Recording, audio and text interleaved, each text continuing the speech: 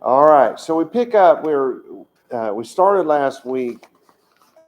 I just wanted our liturgy and why it is a little different than most Jewish synagogues.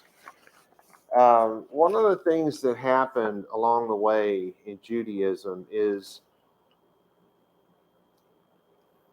Judaism spun completely away from all things biblical and decided to get into things that sounded biblical, which is, if you think about it, a very odd thing for someone to do. But I've explained it in detail in some of the other videos where Onkelos, the book Onkelos, the translation of the Bible, Hebrew Bible, wiped out all things Jewish. And over time, people didn't realize that that had happened because as they got kicked out of Israel and most of them were murdered, uh, few of the Rabbim survived it and became very scattered. So by the time you get to the 1200s, you have a bunch of men who are trying to recreate Judaism, and they knew nothing about it. They didn't know the history, the customs, the culture. They knew none of that stuff. They did not live it. They didn't. I mean, you read some of the stuff in the Talmud, and they're obviously men who have never made a sacrifice talking about making sacrifices. They don't know what they're talking about. They've not done it, so they don't realize the instruction they're giving is wrong. And they don't speak Hebrew. None of the sages from the 1200s, not one of them, not even Maimonides, spoke Hebrew. So you have these men that are dependent upon a translation that wiped everything Jewish away. It was an awful thing that happened. So men like Rashi stole what they knew, what they invented as Judaism for their time from the church. Well, what most people don't know is that the church, when it built itself up, when it became a thing, it was copying all things Jewish. So, there's a close connection there. The Jews, of course, at least recognized where the Christian, well, it was Catholicism in the time, but where Catholicism had perverted it, they tried as best as they could, not knowing the history, to change it back to something that would match up with the Bible. But you realize they're not reading the Bible, they're reading a translation of the Bible. And that particular translation had no idea what the idioms meant or that they were idioms. And the Onkelos doesn't even try to explain them. He just writes them out there. And so because of things like that, where an idiom that means that you should pay your tithe first became the foundation for why Jews won't eat cheeseburgers. Oh, I mean, it's nonsensical, but I shouldn't get into all those things today. So, not sure why I went down that road in the first place, but our liturgy, oh, now I remember why. So the liturgy was put together, and instead of just going and taking words from the Bible itself and putting that in as the liturgy, they went out and made up stuff that sounded like the Bible. So now you've got Jews that think this stuff is in the Bible. Of course, what we do is in the Bible, but most of them not so much. It's stuff that sounds like the Bible. Well, it's nonsense. So ours is taken directly from the Bible. It is my translation of the Hebrew text. It is not my rewriting of some English translation. I am fluent in Hebrew, particularly Bible Hebrew, and can speak it as a language, Bible Hebrew as a language. That's something that you don't find a lot of people who can do that. They can speak modern Hebrew, but it is vastly different than biblical Hebrew. And it completely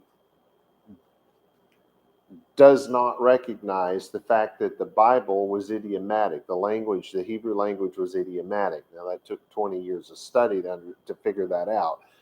But in Judaism, they haven't caught on to that just yet. So, anyway, we do all things Bible here. And that's so our liturgy is not based on something, is not from something made to sound like it. Our liturgy comes from it. So I thought I would talk about the things that, we get up and we say these things every week, but sometimes we don't really know just how deep some of that goes. And so I thought maybe I'd try to throw some of it out there, and I'm barely even peeling off the first layer, trust me. We're at Tehillim 13, 1 through 6. That's Psalm 13, 1 through 6. It starts off, to the chief musician, a psalm to David in Hebrew, not of David. In other words, David didn't write this. He didn't write probably any of it. But it was written to or for David, because he was, in fact, the king at the time. Or no, that was his son. Well, I don't know. When Psalm was written, that's hard to say.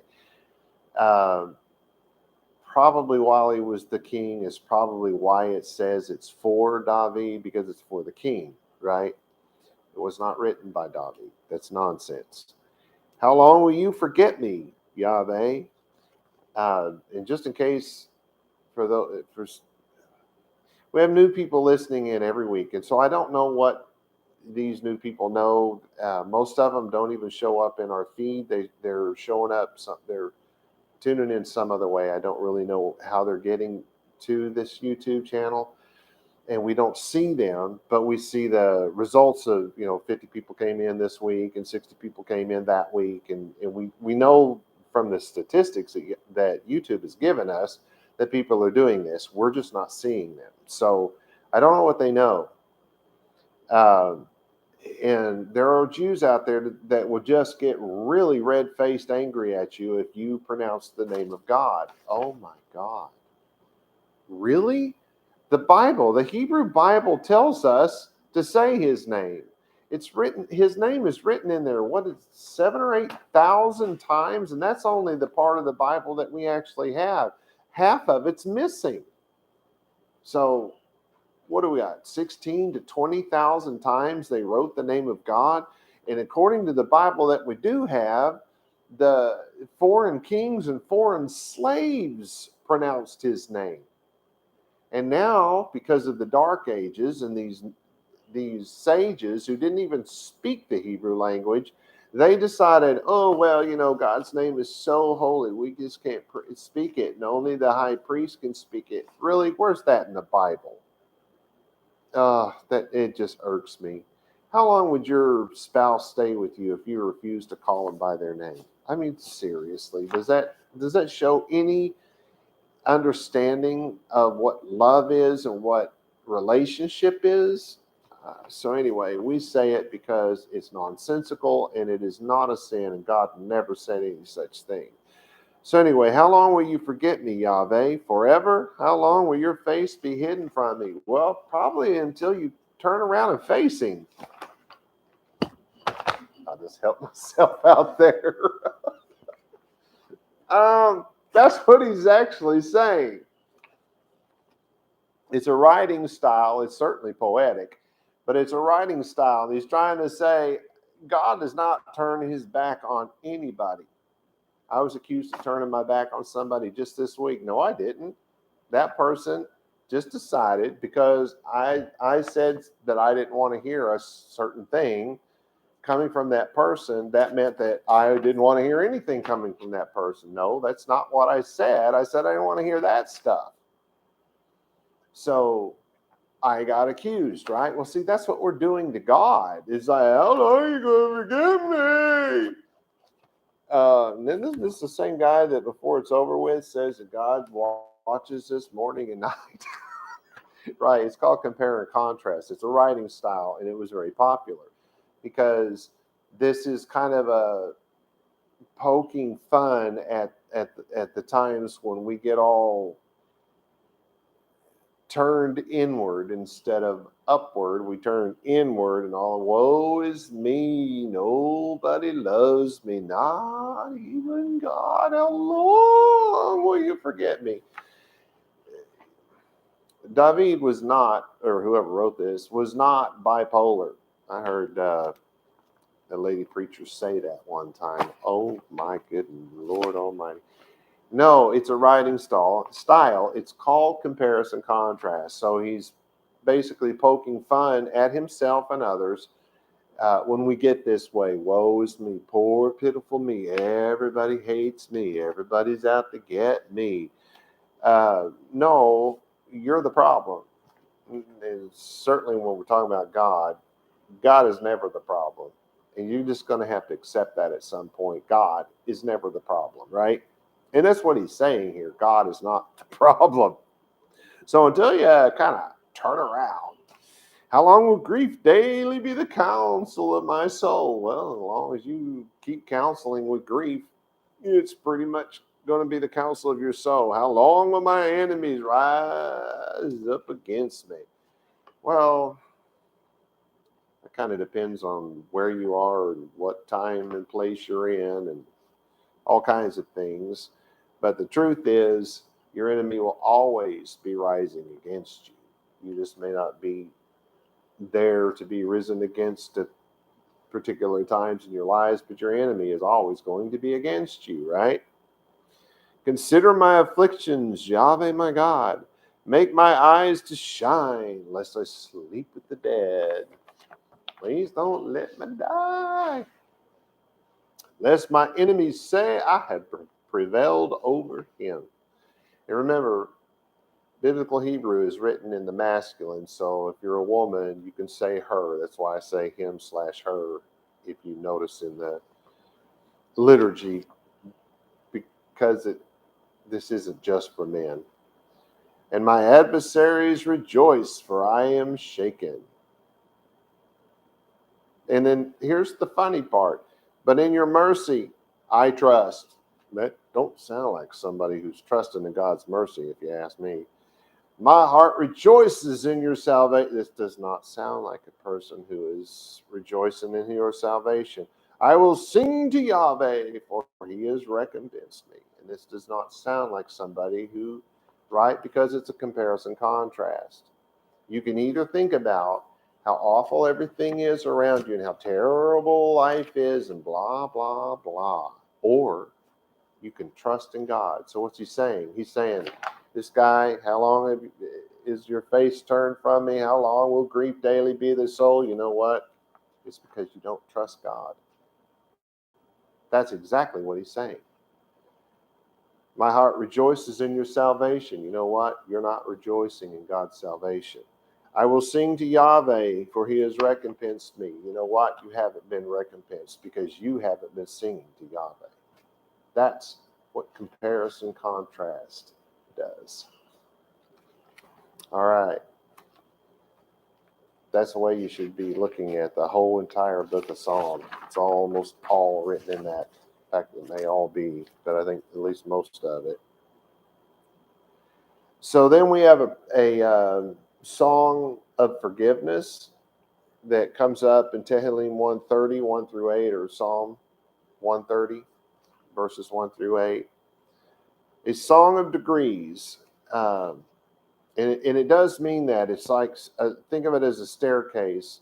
The first step is the first degree. The second step is the second, the third, and the fourth, and the fifth. So we're building upward to something, and you're supposed to think of that's why he said this, is so that we think of things that we start off at the bottom and we're working our way up to the top of the mountain, or whatever you want to, however you want to look at it. From the depths I have cried to you, Yahweh. So he's way down there. He's not even up to the step yet. I mean, he's down there. Lord, hear my voice. That's what he's crying. Let your ears be attentive to my plea for mercy. Remember, it's comparison contrast. God's ears are always attentive to our pleas for mercy. We don't have to ask him to do that. If we're living by his law, God is doing that. If you, Yah, and that's interesting that he says Yah, because think of it as somebody who's named Bobby and they call him Bob. It's the shortened version. And why do we do that? Because it's an enduring thing. What's the word I'm looking for? It's more personal. It's more loving. There's a word I'm looking for. It's just escaping me. But anyway, so he's calling him Yah. He's being more intimate than formal here. If you, Yah, keep records of iniquities, who could survive? That's actually what it says, is who could survive. I put who could survive it, I think, in the thing. I felt like at the time maybe it would make more sense to somebody who was saying it if they got to thinking about it. But if you kept records of the iniquity, who would survive it? If you kept record, well, if he's not keeping records, how is there going to be all this you facing God at the end of your life, and he's going to browbeat you for a couple of centuries and point out all the bad things that you did? Isn't that what people think?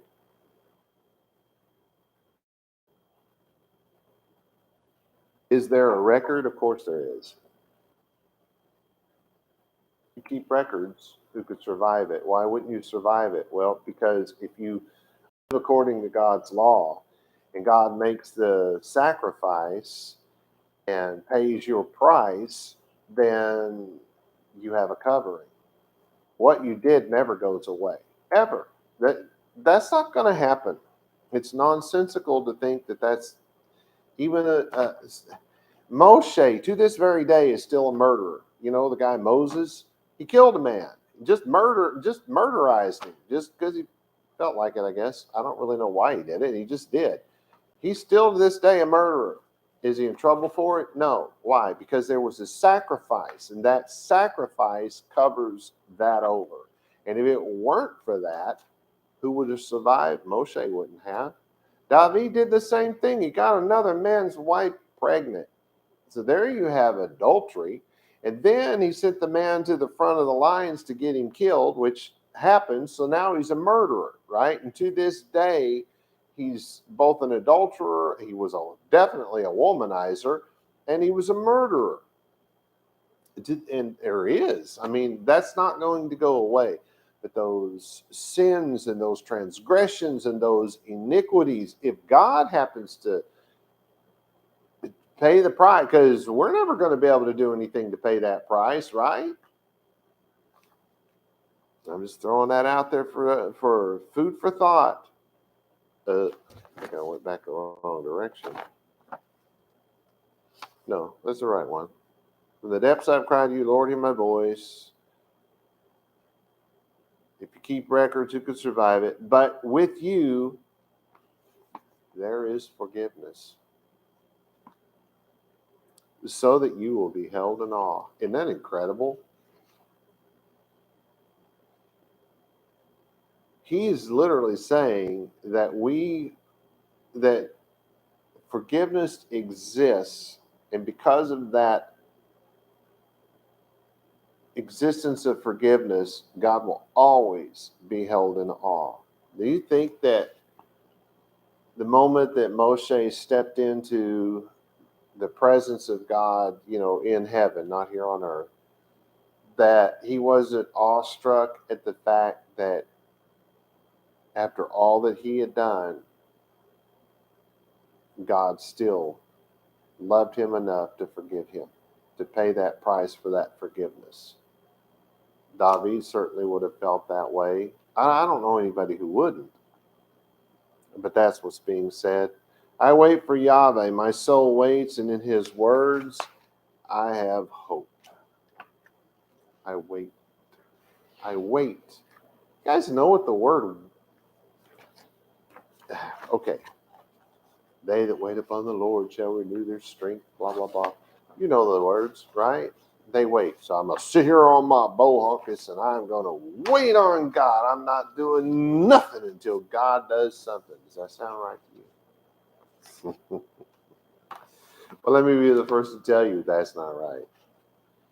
To wait is from the Hebrew root that means to twist and to bind. It's like the word echad. This idea that God is one because he has a son and a spirit, and then him, and that makes them one. No, that's nonsensical. And Christians try to do that when they're looking at the Bible, trying to put the whole Trinity thing together, because they don't know that that's horrific translation. In fact, it's not even being translated; it's just made up and added, and that's terrible. But that's what the Catholic Church did, because they were trying to pull in the religions from. They were making a universal religion, and the Latin word for universal is Catholic. That's where that comes from. So since they were trying to make this universal religion, they knew that they couldn't sell the idea of one God. So what they did was make 3 one, and then that way, since most of their followers were going to be polytheistic, they would be okay with it, because they got to have more than one God, and that made them happy. And so when the New Testament was written, it's not that that stuff was poorly translated, it's that that stuff was added. Okay. Anyway, and then once that idea was introduced into it, you start seeing it in places you shouldn't be seeing it. God is one, and it's from the word echad, and echad is the combining of many, not many gods, many attributes. God is love, he is righteousness, he is honor, even anger, hatred. God said, the one I loved, the other I hated. God has hate. All of those things, all of those attributes, there's way more than we would ever know. There's way more than we have words for. But let's just make it simple and say there's 100 attributes that you can connect to God, saying that he's all these things. Well, it is the twisting and the binding together of those things that makes him one powerful God.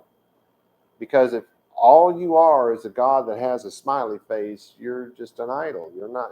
What power do you have? You have the power to smile, and that is it.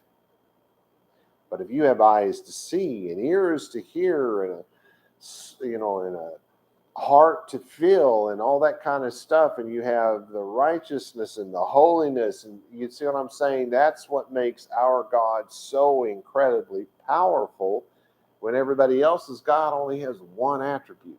That's not very strong. If you took a string between your fingers and pull as hard as you can break it right in half if it's just a single thread. But if you start wrapping a bunch of these things together, at some point, it's going to be too hard to break apart, right? Because that's the idea behind saying that God is one. And it does mean that there is only one, just one, not 3 in 1. That just doesn't work. So this was the oneness I was talking about from this. Oh, to wait. So the idea of waiting on God isn't that you sit around and you do nothing. It's from that same, the roots of twisting and binding, they all have the same characteristics. And this word wait has that same characteristic. So if you're waiting on God, you're not sitting around doing nothing. You are twisting and binding your attributes with God's attributes. In other words, God's attributes are holiness, righteousness, and all that kind of stuff. Well, you begin to live out holiness, righteousness, love, and peace, and all of those things in your life, which means you're twisting and binding your life with his life. And that's what the Hebrews call waiting on God. Anyway, thought I'd throw that in there. Lord keeps my soul like a watchman from morning to morning.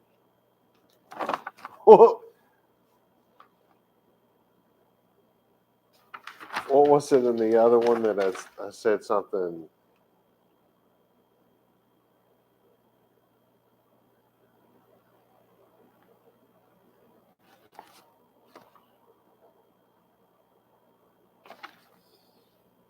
I mean, think about that. Lord keeps my soul like a watchman from morning to morning. How long will you forget me, Yahweh? How long will your face be hidden from me? How long will grief daily be the counsel of my soul?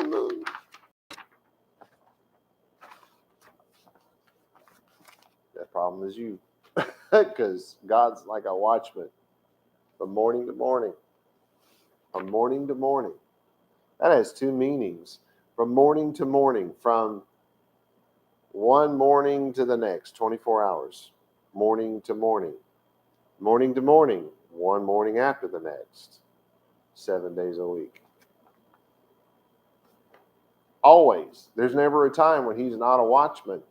If you're living according to God's law, there is never a time when God is not watching over your soul. Hope Yisrael. Wait a minute. Maybe that should say Hope Christian Church, Hope Catholic Church, Hope Buddha Church. No, Hope Yisrael and Yahweh. For with Yahweh there is mercy, and with him is great redemption. And wait till you hear this next line. And he will ransom Yisrael from all their iniquities. He will pay the price. Some would say he already has. In fact, I'd go that far. You don't even have to go to Messiah to say that. If God said something, is it not going to happen? So if he says he's going to pay the price, that means he's already paid it, even if it hadn't been paid yet, right? Because his word is absolute. So if he said it's going to happen, it's going to happen. And see, that's where Israel got so lost in the first century. Well, it was earlier than that. Between 400 and 600 years before we get to the first century CE, Israel had been living in bondage under the Persian rule at that point, and there was not real heavy bondage there. They were allowed to build a temple, and they had synagogues, and they were able to do business and live on their own. The only bondage they had was they had to pay their taxes. That was it. Wow. They could even pick up and leave if they wanted to. But anyway, in that time, you had the Persian influence come in, and then you had the Hellenistic influence, is what they left the Persian influence and moved right directly into the Hellenization. And man, you talk about messing with the Hebrew mind. It really did. It was a way of thinking that they were not familiar with, a way of living that they were not familiar with, and Israel got really, really out of sync there with God.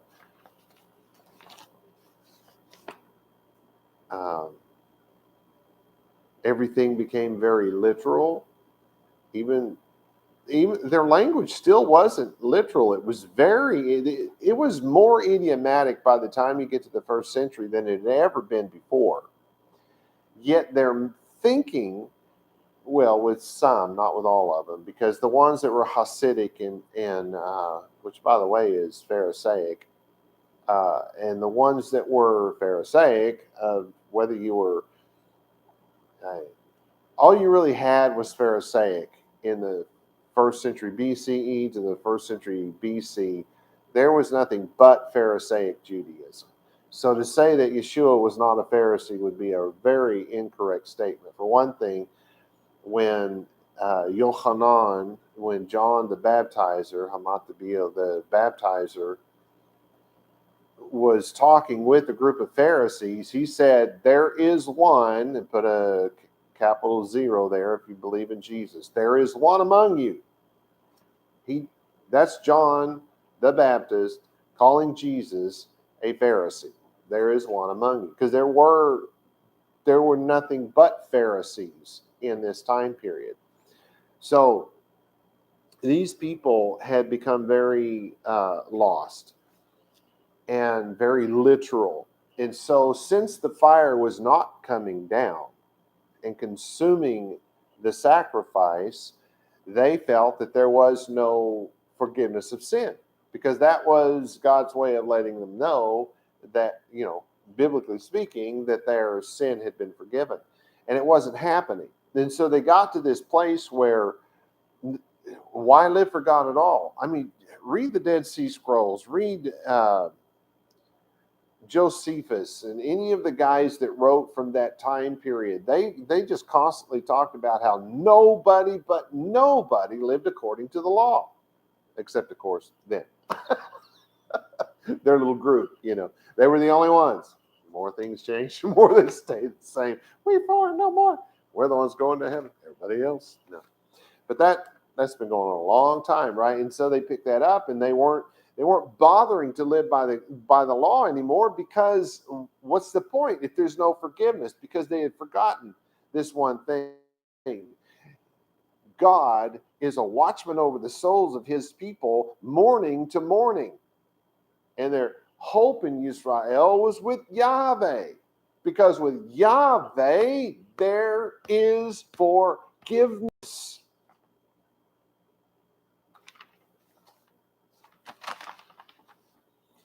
He not only will pay the price, because he said the words, your price has been paid.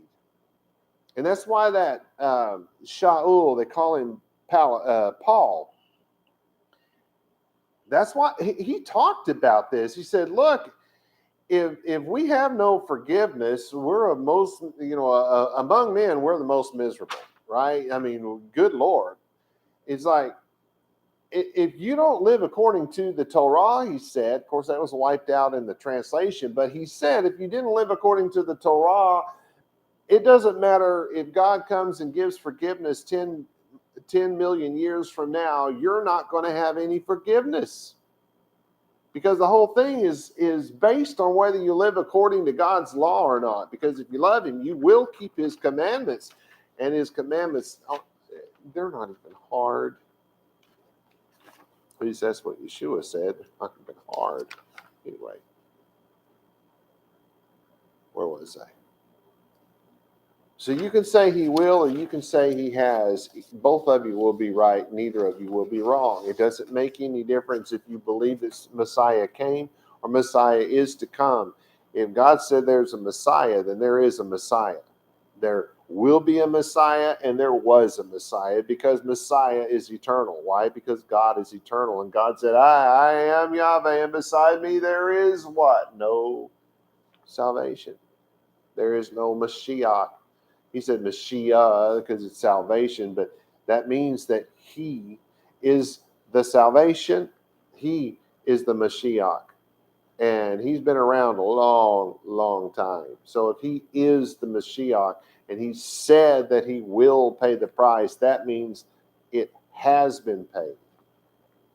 That should be good news to a whole lot of people. Okay, we do the Shema.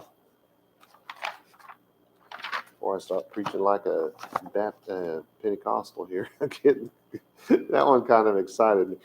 We do this Shema, that's what it's called. And hear Israel, Yahweh our God, Yahweh is the only one. You will love Yahweh your God in all your heart, and all your soul, and all your strength. And the words that I command you this day will be in your heart. What about tomorrow? I mean, it's this day. Hear Yisrael. And it's a shame that people don't get it. Because if you say hear Israel, then it's like, well, as Christians don't have to hear it. But you know that guy, Paul, he said that every man, as long as he lives, is subject to the Torah. Yeah, that's New Testament. I think that's chapter 7, verse 1-ish, something like that. I have to look it up. He said it. That's in the New Testament. Every man, as long as he lives, is subject to the law. Just saying. You'll find that in the English Bible. Anyway, hear Yisrael, Yahweh our God. Yahweh is the only one. God never changes.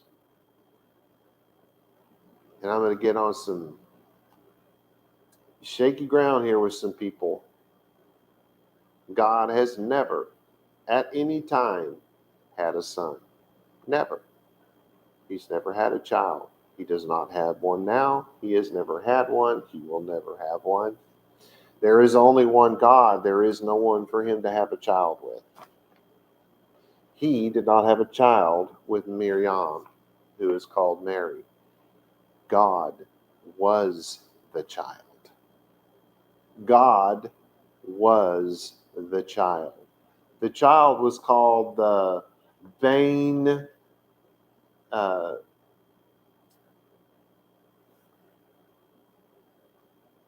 Elohim, vain Yisrael, vain Adam. He was called the son of a lot of things. Why? Because in an idiomatic language, things are spoken that way. When God told Moses to go to Pharaoh and say, let my people go, look it up. If you don't believe me, you should look this up. What did God tell him to say? He said, let my son, Israel, go. Let my son, Israel, go. So either God has fathered a whole lot of Jewish people who knew my mom was having an affair with God. Come on. You got to understand that. Why was he called the Son of God? Because he was a Jew. Jews are called the Son of God biblically. God did not have a son. If you believe this, I'm not trying to push some belief off on anybody. I don't care what you believe. But if you believe that Jesus is the Son of God, then what you believe is that God was born of a woman, walked in human flesh, died on a cross, and rose from the dead. God did it. He did not send his son. He was the Son. And that is exactly what the New Testament letters say. Why? Because they were written by Jewish rabbis who knew exactly what they were talking about. The fact that it's been perverted into something else is not my fault. And I don't mean to hurt anybody's feelings with that. That's just the truth, and the truth is what the truth is. It's the truth. Why did Jesus always talk about his Father? Well, he didn't. It's horrible translation. He talked about his origin. Heaven. He came from heaven. The Father in heaven, the origin is heaven. It's terrible translation because somebody who translated into English hundreds, 1,000 years later, if you think about it, almost 1,000. What are we doing? It was translated in the 1300s. Well, maybe as early as the 1200s. I don't remember exactly when that first one came out. So you're 1,200 years after the fact. Somebody's going in there and seeing Trinity all over the place. Why? Because Jerome invented it and put it in there in his Latin Vulgate. And all of your translations, including the King James, come from the Latin Vulgate. Nobody translated the Greek text. Nobody. They all used the Latin Vulgate. Oh, what about Erasmus? Well, hello. He's said right in his own work. I'm so excited about amending the work of Rome that I feel as though some God has inspired me. Some God? Really? The more you know about the history of the Bible, the scarier it will get. Anyway.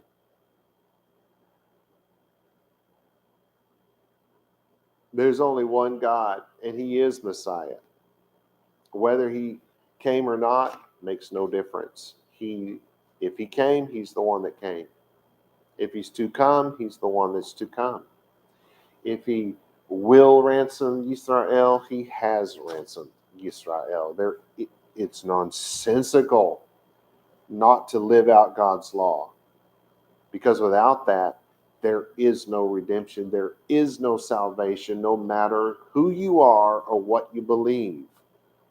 It's like saying, don't believe in God, therefore I'm going to jump out of an airplane without a parachute. It's exactly like that because God made the law of gravity. He created it. It did not happen from cosmic flatulence. It was created. Everything was created. Everything. You will love your God with all your heart and in all your soul and in all your strength. That is not the 3 talking points. Heart is not different than strength and soul. These are 3 ways to say the exact same thing, and that's the point. It's to make it more important, because when these words were written, punctuation did not exist. And so to make something more powerful, more punchy, you said it 3 different ways. That's the way you got an explanation point. You will love him with every fiber of your being. They could have said that, but they didn't, because that's not how they spoke back then. But it would mean exactly the same thing. You will love him with every fiber of your being. And that's not a command. That is not, you will do this or else. No, that's God saying that he is going to love us so much, that he is going to protect us so much, that he is going to be a watchman so much, that we are going to fall in love with him with every fiber of our being. Try it. You wonder why Jews want to live under legalism and bondage? That's why. Because we've discovered that the more we live out God's law, and by the way, God's law is God's lifestyle. It is God's life. Stop, think about it. What part of God's law would not describe God's lifestyle? Does he commit adultery? No. Does he commit murder? Nope. Does he wish he had somebody else's stuff? Nope. Will he help his neighbor get his ox out of his ditch? Well, if he had one, he would. Maybe he does. I don't know. Maybe some people can't live that close to God, and that has to be his neighbor. I don't know. You can't go into any part of the 10 Commandments or the 613 laws. There is no part of that you can go into and say that that's not God's lifestyle. It is God's lifestyle. That's why we call it the Spirit of God, not something that floats around. We call the book. The Bible calls the book, even the New Testament. What's that verse in the New Testament that's translated? They had to add words to make it say something Trinitary, because it wasn't Trinitary. It's something inspired. The entire something is inspired. Oh, how does that go, Donna? The something is the inspiration of God, and it gives reproof and. Are you? That's my translation. I'm trying to remember the English. We happen to have an English Bible in here? Probably not. Yeah. I always mean to keep one in here in case I want to go through that English thing. It's something about the entire word, or every word of the Bible is inspired by God and is given for. Rich, help us out. Somebody.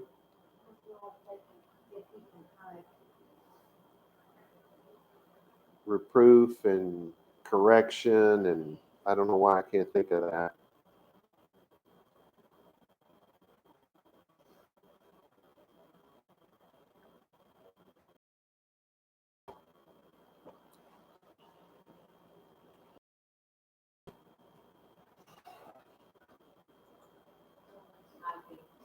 I'd have to type something in.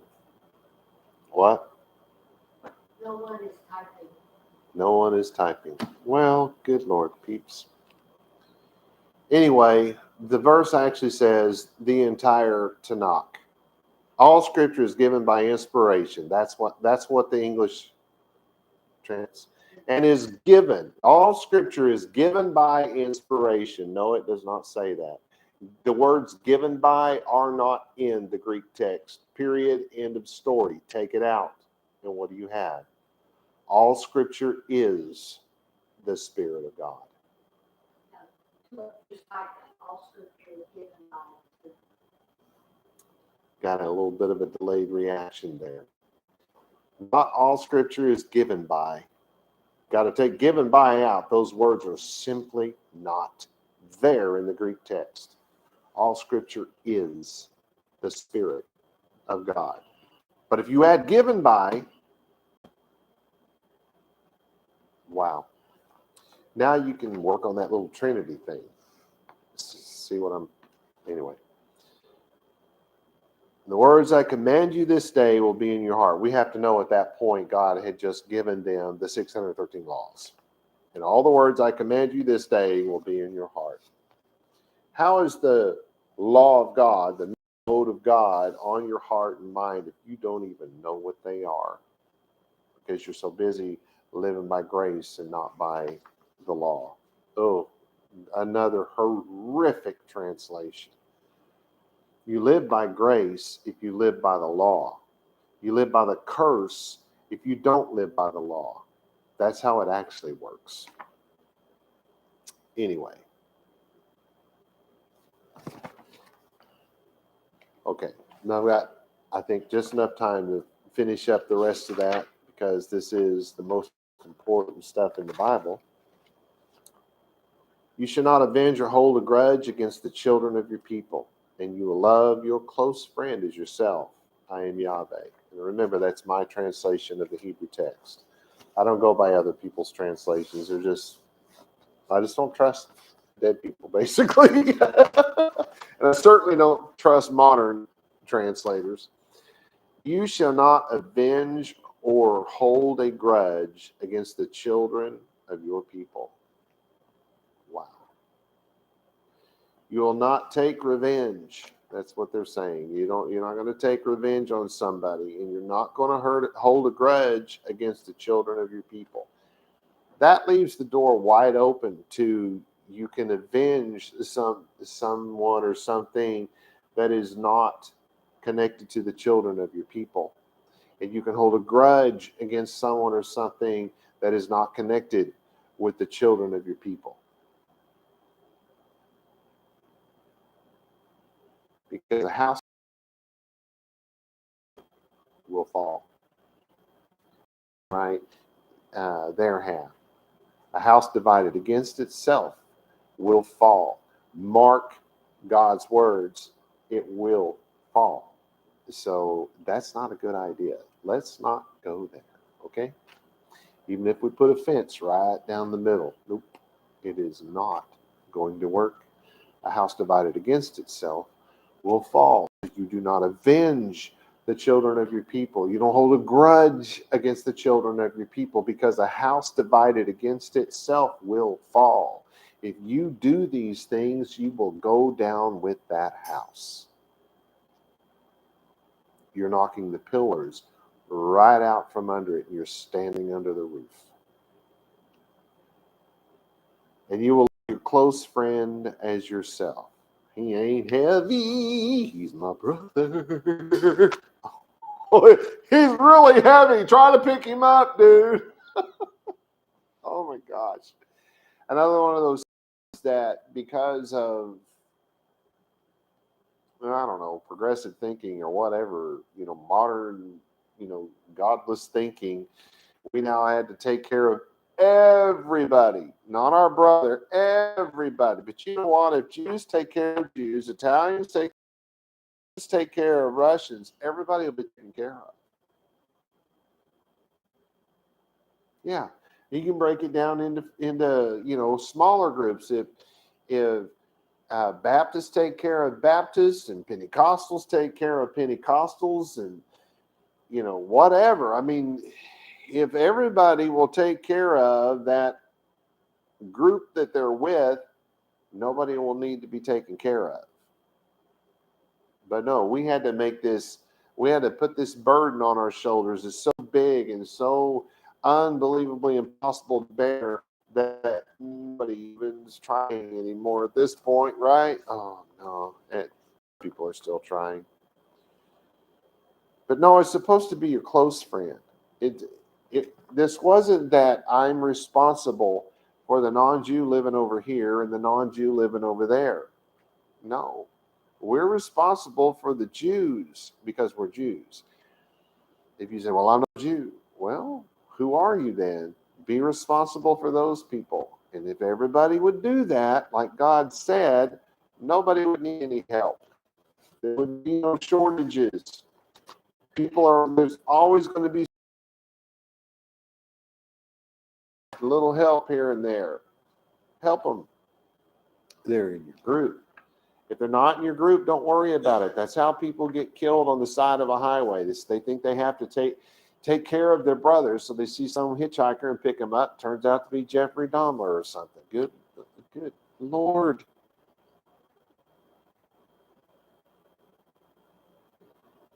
Because it's man thinking he's smarter than God. Man thinking that he's all that in a bag of chips, and he's not even a rotten potato compared to God. I'm just saying. And then he closes it with, I am Yahweh. That's like saying, so let it be written, so let it be done, etc.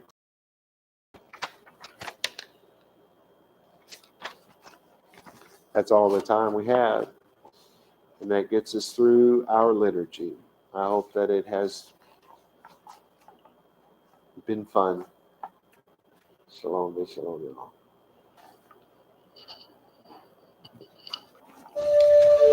The Pa Yahweh Begish Meracha. Ya'er Yahweh Panavalecha Bihunacha. Yisa Yahweh Panavalecha Beyasim Lecha Shalom. And in English, may Yahweh cause you to lie down so that you may rest. May he touch and caress you. May he prepare you for what is ahead. May he watch over you. May he keep you from harm. May he cause goodness to grow in you and take away the bad. May he arrange your life and cause you to flourish. May he cheer you up and gladden your heart. May he cause his light to shine through you. May he show you tenderness and favor and love in his presence. May he show you kindness and be delicate towards you. May he show you his generosity, mercy, compassion, and desire for you as it comes forth from the depths of his soul. May he lift you out of your pit and deliver you from the things that hold you prisoner. May he draw you to his chest and cast his eyes on yours. May he show you his love and desire for you as he cradles you in his arms. May he bear your punishment and pardon you of your sin. May he take you for his bride. May he establish a foundation in you. May he place his name on your heart and mind and make your body his temple. May you be his treasure. May you always be on his mind. May he draw you near and comfort you when you are afraid. May he assure you there is nothing to fear because he is with you. May you and all that concerns you be at peace because he is your friend. Amen.